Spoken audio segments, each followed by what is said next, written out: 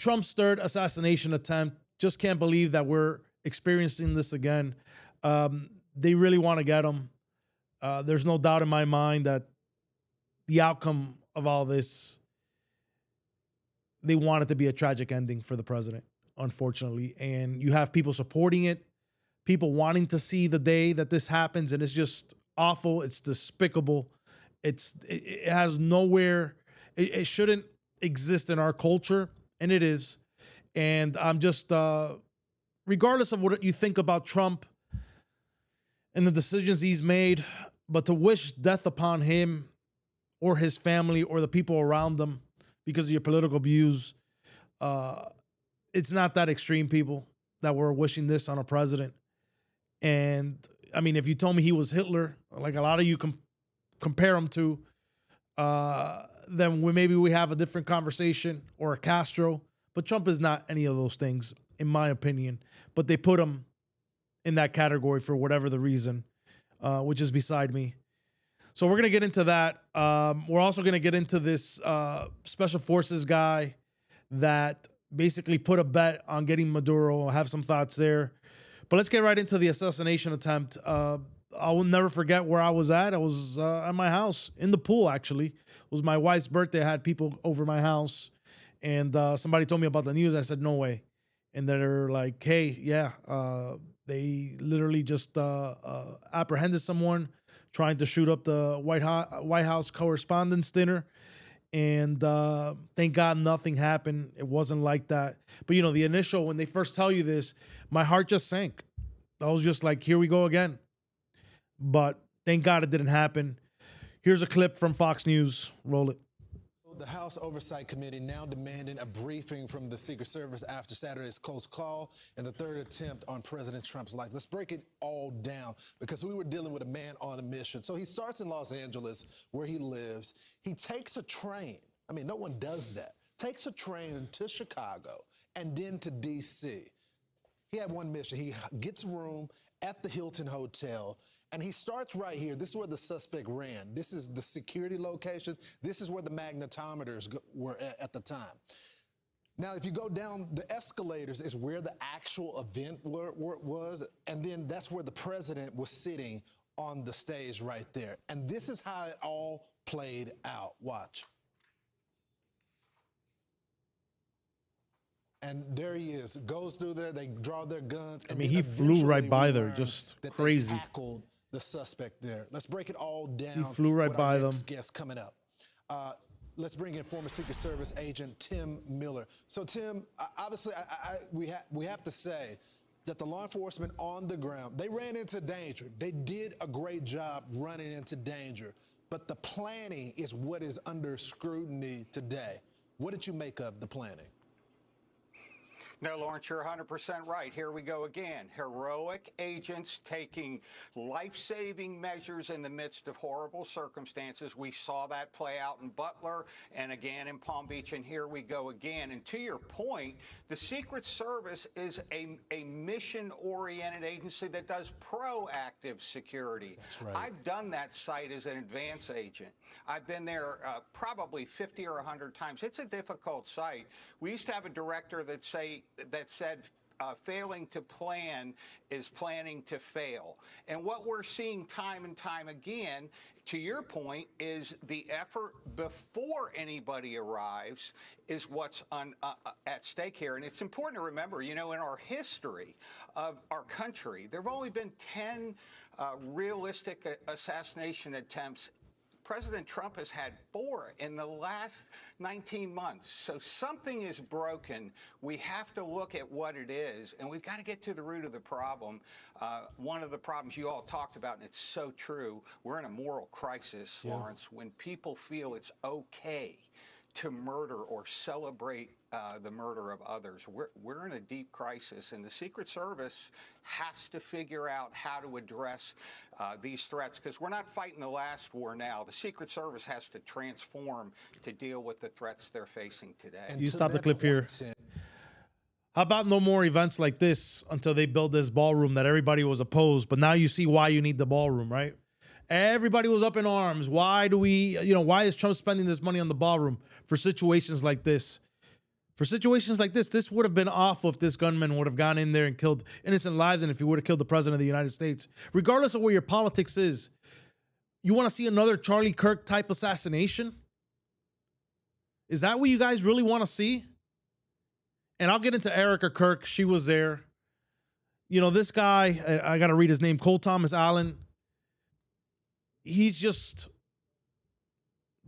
a little part of the problem that's going on in this country. He's a teacher, which I can get into a whole episode on why our schools are indoctrinating our children. These teachers really believe in their convictions and in their causes, and really believe that Donald Trump is an authoritarian dictator and that he is oppressing them and that he's a king. These are the people that go to the No Kings rally. And the signs were there. Family members were, have come out and said that this guy wasn't well, that he was making very, very outrageous claims. His manifesto spoke to a lot of that. For some reason, it always seems that it's the left that wants to create the violence. It's okay for the left to wish death upon a president. It's okay. And they go to social media, they express it, and we'll get into Jimmy Kimmel's dumbass remarks, because that's what he is, a dumbass. Should be fired already. I don't know why ABC keeps letting him hang around. Then he goes on national TV and cries like a bitch the last time because they suspended him, and that's not what he meant. But yet again, Jimmy incites this type of behavior and makes fun of it. It's just messed up. But here's a clip of Cole Thomas Allen. Seems like a normal dude, educated. But these are the people, the weirdos that really take these causes on and want to create harm for their cause. Roll the clip.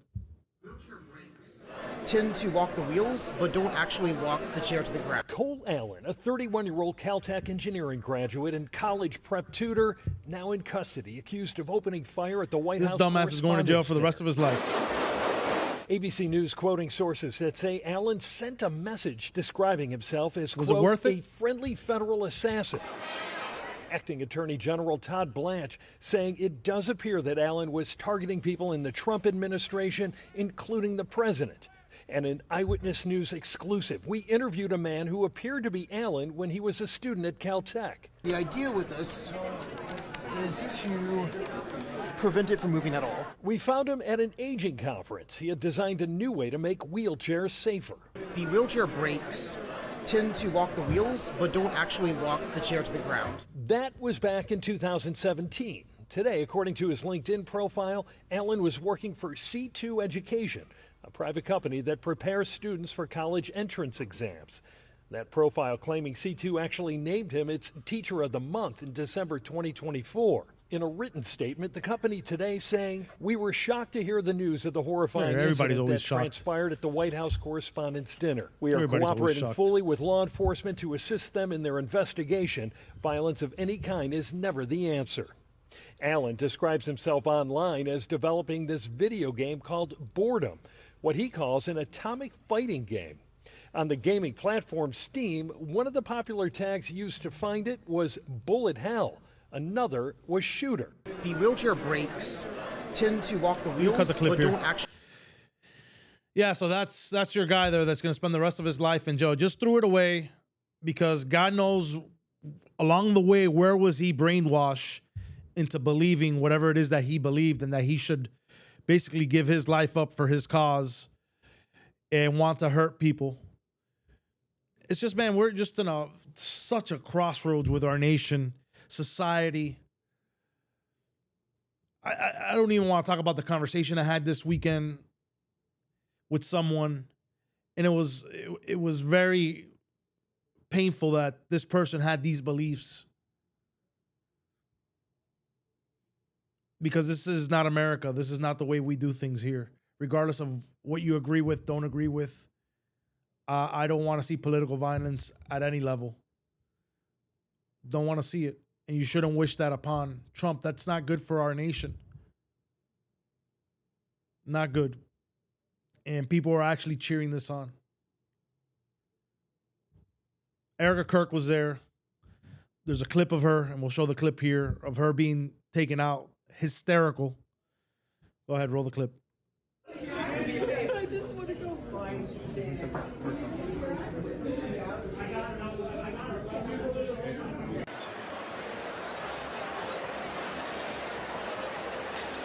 That's Oz Perlman, the guy, the mentalist, there as well. But I just wanted to show Erica Kirk. You can cut the clip there. Some of the comments, my God, and this poor woman's gone through hell and back. And do I agree the way she's mourned? It looks a little off to me, but I'm not her, and neither are you. Stop. This is a woman that lost her husband, has 2 little kids. She's got the weight of the world on her, trying to be the front person for Turning Point USA, the legacy that her husband built. And sometimes she's going to have to be at events. And sometimes she's going to have to be out and pretend everything is good when she's dying inside. Maybe that's a theory. Maybe it's not this evil theory that everybody has or made her out to be. And the Drewski video came out, I kind of laughed because I think there is a place for comedy when certain things, and it was funny, but I still had that side of me that maybe this is not the right time to do this. Maybe down the road it would have been a little bit better time. But regardless, my comments weren't, I can see where Drewski was coming from. It's comedy. We got to let comedians be comedians. But the hate that this woman's gotten from Candace Owens, from everybody in the podcast community, it's pathetic. And you saw the hurt that she was reliving that moment again that she went through with her husband. You think that's fake? You think that, she was faking that? She didn't know the camera was on her. You guys need to search for your souls, man. And some of the things that you say, I don't think you think what you guys are saying. There's a God up there that's watching everything. And one day you're going to have to answer to him. One day you're going to have to answer to God. Just make sure you're okay with what God thinks about you in judging these people the way that you do. I'm not saying Erica Kirk is perfect. But what I'm saying is that you guys should show her a little grace and humility. Going through one of the hardest things you can go through as a spouse is losing the father of your children. And then on top of that, you guys just want to pound hate towards this lady every single day. That's all I see in the comments. Any moment or any time that she gets brought up, it's just complete hate. How about we back off a little bit and let her be? Hasn't even been a year yet. Well, some of you would say, well, she's moved on with her life. I've seen some of the things saying that she's got boyfriends and she's going to end up with JD Vance. And man, some of the most craziest think about if you were her and had to wake up to that every single day. How would you feel? I don't know if I can deal with it. And maybe I'm wrong, but I don't think so. I think my heart and conscience as a Christian doesn't allow me to go to that level and wish harm on somebody else. I don't get it. I don't get you guys laughing when Charlie Kirk died. That's what our country's come down to. It's ugly, man. It's pathetic. And what I don't want to happen, which is probably happening, is that this is being shared with our children. I don't want this type of talk around my children, and I've made that very clear in my home. It'll never happen in my home as long as I'm alive. That talk will never happen. My kids will never say something like that publicly, that they wish death upon somebody else. Never happen. It won't happen. Not on my watch. And I hope that you guys can take a step back and understand what the media is trying to do. It's trying to divide us. It's trying to, when you have division, that's where power is created. And remember what these media companies are trying to do. They're trying to create views and clicks. They don't get paid without views. They don't get paid without you getting upset and picking a side. So you guys need to take that into consideration when you're filled with so much hate that they're spewing and creating for you to get to this place, to this level. Right? I don't agree with anything the Democrats have to offer today. They can't bring me one idea. We had this conversation in my house the other day. Bring me one idea forward, and I can get behind it. But I don't wish death on Mandami, which I completely do not agree, which he's a communist. And I heard PBD the other day talking about the word communist doesn't hold weight like it did in the 80s. I completely disagree. Mandami's a communist. Even Bill Maher called him a flat-out communist. It holds weight in my world because my parents were being oppressed in Cuba and had to come to this country. Well, communism really didn't happen in Cuba. It was more of a dictatorship, well, hidden under communism. So that was the vehicle. So it's communism. And the ideas that Mandami has, complete and utter communists. AOC, another communist. It may not hold the same weight, but to me, personally, they're communists. And those are people that I can't get behind, but do I want them dead? No. No, I do not want them dead. I think that would be awful. I don't want to see any of our politicians get shot over being politicians, even though a lot of them are scum of the earth. But as a Christian, I can't desire that on anybody else. And I would hope that you guys do the same. Jimmy Kimmel. You want to talk one of the most disgusting human beings that we have? And listen, when Jimmy's pretty funny sometimes. And back in the day, I used to watch a lot of his stuff. And I used to laugh. But when he went off the rails with his political views, I kind of backed off. And I think Jimmy's a pretty funny guy. But to make remarks 2 days, he makes this mock White House Correspondents' Dinner, and mocking Melania as a widow. Dude, at what point does Disney say, you know what, screw it, we're done with this? I think his contract ends now, so I'm sure they're not going to renew it. But this is pathetic by this guy, and this is what he does. And then they say they don't incite violence or they don't put it out there in the ether. They do. That's all they do. And if you go through clips of all of them, you see it. It's in their vocabulary. It's in their daily way of communicating. They want to see this guy. They want to see Donald Trump dead. They can't wait for the headline or the notification to come through their phone saying the president of the United States has been shot dead.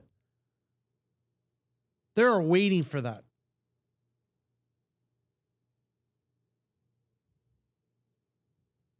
Roll the clip. 2 days prior to the shooting, ABC's late night host Jimmy Kimmel disgustingly called First Lady Melania Trump an expectant widow. Who in their right minds says a wife would be glowing over the potential murder of her beloved husband? And having experienced what I did with the First Lady on Saturday night, I can tell you that she was anything but that. Just 2 days prior to the shooting. You caught it there. 2 days prior, this is what this moron, Jimmy Kimmel, does. And then he's begging and crying for his job like the bitch that he is. Because you're an absolute bitch, Jimmy Kimmel. That's what you are. There's no other way of putting you, brother. You're a bitch. That's what bitches do. Wish death upon others. And then you cry for your job. At least stand on business and say, yeah, I said it and what? You can't even do that. You backtracked the last time. Are you going to backtrack again if Disney takes action against you? Softy? Guys all want to talk tough, on the pulpit. But the day that they mess with your money and they tell you, come over here, and they take you to the woodshed and they spank you, then you guys can see you're not so tough anymore. Because you guys are soft, all of you. And all you want to do is create havoc and division. And then I was having a conversation, I won't disclose the person, saying that the Pennsylvania assassination attempt was a conspiracy and that this one was another conspiracy. What? Well, this is one thing I've learned since COVID. A lot of these conspiracies have come true. But in this case, I don't see how these conspiracies that they're coming out with, and Donald Trump talks about it here in this clip, the 60-minute clip about the conspiracy theories that are out there. Hesitate to ask you about this, but as you know, these conspiracy theories out there on the left and the right, that the event was staged or that it didn't happen. Last night didn't happen? That it was because it was your first time there, or that Butler didn't happen. These conspiracy theories that are gaining traction on the internet. And October 7th didn't happen, and World War II didn't happen, and the Holocaust didn't happen, and many things didn't happen. Yeah, no, I hear it. I don't know. I think they're more sick than they are con people, but there's a lot of con in it, too. I haven't heard that last night didn't happen. Usually it takes a little bit longer. Yeah. Usually they wait about 2 or 3 months to start saying that. I hesitate to ask you. He's exactly right. They usually wait 2 to 3 months to start saying that the conspiracy. But this is what I've noticed. The conspiracies on the right have become more true than the ones on the left. That even makes sense. I'll tell you what, Pennsylvania happened. That wasn't fake. I spoken to secret agents, Secret Service agents that were actually there. I spoke to one in particular. He's actually retired now. He was actually there. And it was true. Now, the motives and who was behind what, conversation, but that it happened, happened. Now, saying that this guy was a plant. So let me get this straight. So a guy's going to give up the rest of his life just so he could be a part of a hoax, so he can divert the attention from the Iran situation, the Epstein files. So this can be the point of attention right now, and he's just going to give up his life. By the way, they didn't even kill him. So this guy's going to have to go to federal court, which I think he already did today, and he's going to have to go to trial, and he's going to have to spend the rest of his life in jail. He did that for the greater good. Come on, give me a break. Give me a break. At what point, as a nation, do we come together and put our differences to the side? When does that moment happen for us?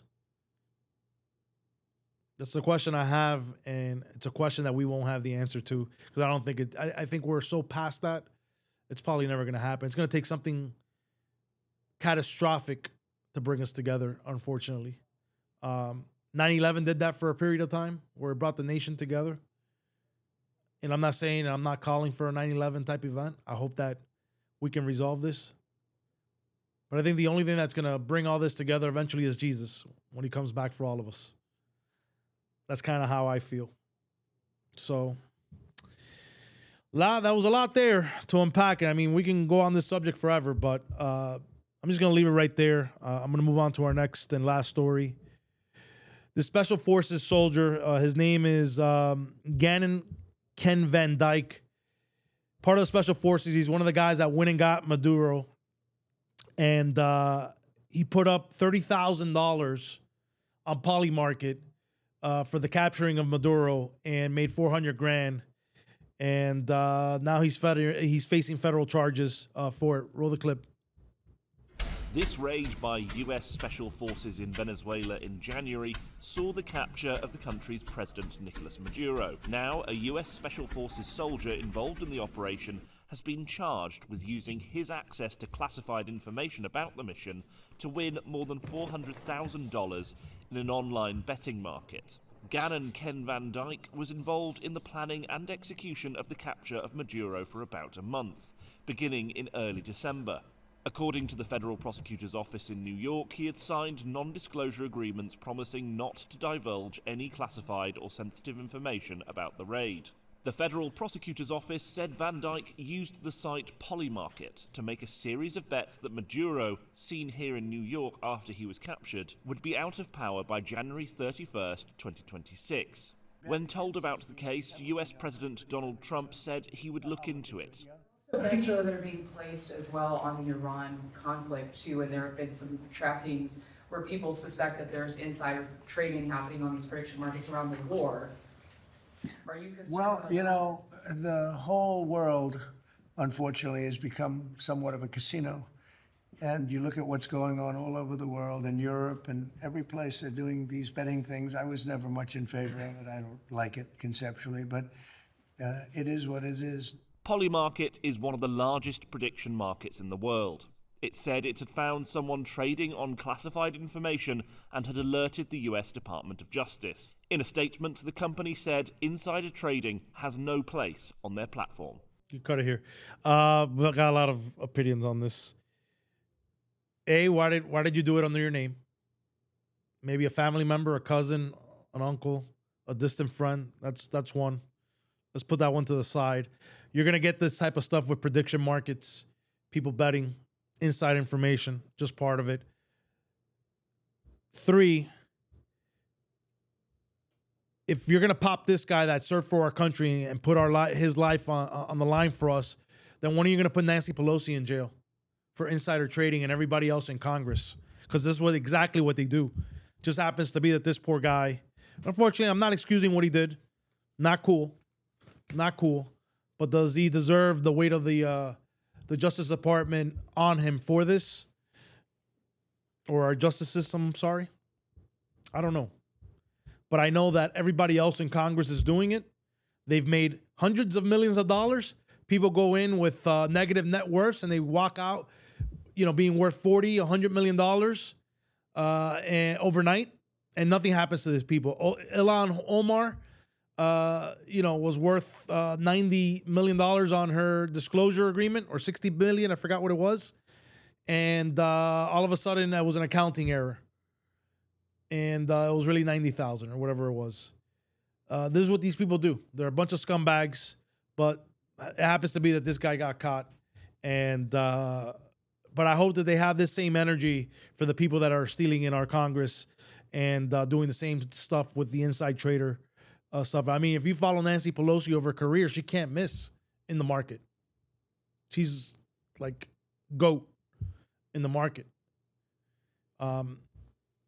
So yeah, those are the points I have on that. And the last thing I was going to say on this is, I think Trump pardons him. I'm going to come out and say it. Trump is going to pardon him. I think not in the immediate future, but when Trump leaves office, remember I'm saying this today. What's today's date? April 27th, 2026. We'll go back to the clip. When Trump's last day, he's going to pardon this guy.